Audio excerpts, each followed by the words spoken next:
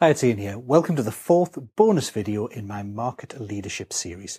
So far I've talked about thought leadership, relationship leadership and marketing leadership as being three key drivers to standing out in your marketplace, attracting clients to you and insulating yourself from price pressure. This bonus video is about an additional strategy that can help you establish market leadership, one that's perhaps a little less intuitive. It's value leadership. Now, value leadership comes in two forms: the value you give to your clients and the value you get in return, often obviously in the form of payment. Now, being a leader in terms of the value you provide to your clients is the more obvious market leadership strategy of the two. If clients get more value from working with you than anyone else, then clearly they're going to want to keep working with you, they're going to recommend you to others, and it also gives you better case studies and testimonials you can use to help get new clients. Now, obviously, it's an accepted good practice to always be on the lookout for ways in which you can add more value to your clients when you're working with them. But sometimes we can get obsessed by deliverables and milestones and contracts, and it's important to step back every now and then and think about what our clients are really trying to achieve and how we can help them get more of that.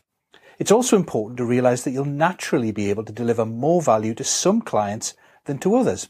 So, for example, if you provide consulting to help organizations retain their key staff, then you'll be able to provide more value to an organization with high staff turnover, or where it's especially difficult and costly to replace key people who leave, than you will in an organization where it's easy to replace people and they don't have high turnover. They'll get more from your services, they'll be more delighted, and of course they should be prepared to pay you more, especially if you use some form of value-based pricing.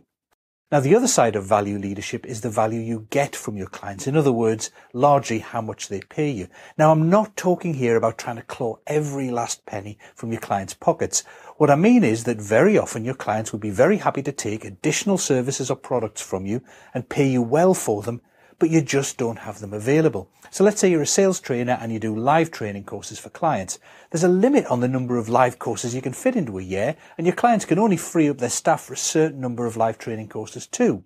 But if you could offer some follow-up training and reinforcement on video or online in some way on an ongoing basis after the live events, then that would be great value to your clients, because we all know that what you learn on training courses disappears pretty quickly if it's not reinforced, and it's something extra that clients would very often be happy to pay you for. So instead of having a $10,000 client based purely on your live work, you might have a $12,000 client or a $15,000 client because of the additional added value through those extra services. Now, the importance of that extra value to you isn't just money in your pocket. That's nice, of course, but there's something much more important, because if that client is now worth $12,000 or $15,000 to you, but they're only worth $10,000 to your competitors who don't offer the additional services, it means you can afford to invest more than your competitors in terms of time and money in your marketing and sales to win that client, and you still end up more profitable. So if you think about it for a moment, that gives you a huge advantage in the marketplace. If you can target the same clients as your competitors, but you can afford to spend more time and money on marketing, building relationships, talking to them, working the decision network, and still be as profitable or more profitable than those competitors, then you should win a lot more clients simply because you can afford to invest more in winning those clients. So another simple example, maybe you're a professional speaker and you do keynotes at client conferences.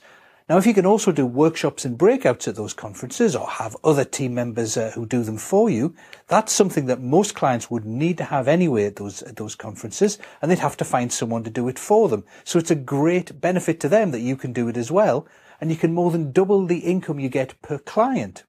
So again, compared to someone who only does keynotes, you can afford to spend much more time with the client, building relationships, fully understanding what they need, getting introductions to other people in the client organization. So you stand a much better chance of winning that client, all because you can get more value from them, and that means you can afford to invest more in your marketing. And of course, hand in hand with getting more value from them is that you're delivering more value to them too. So something to think about for 2015 is your range of products and services. Not just from the perspective of, if I created a new product, would it sell? But from the perspective of, can I create products and services that complement my current ones and allow me to earn more per client? It's that value per client figure and increasing that's really vital. Because at the end of the day, the person who gives and gets more value from each client they work with can afford to spend more time and money to win those clients. And so all of the things being equal, they're far more likely to win them than their competitors who can't give and get so much value. In other words, they can invest their way to market leadership. So that's it for the Big Market Leadership Strategies for 2015. I hope you found them useful, and I especially hope you're going to put them into action in your own business. If you want to get more stuff like this, then just subscribe below, and I'll see you again soon. Cheers.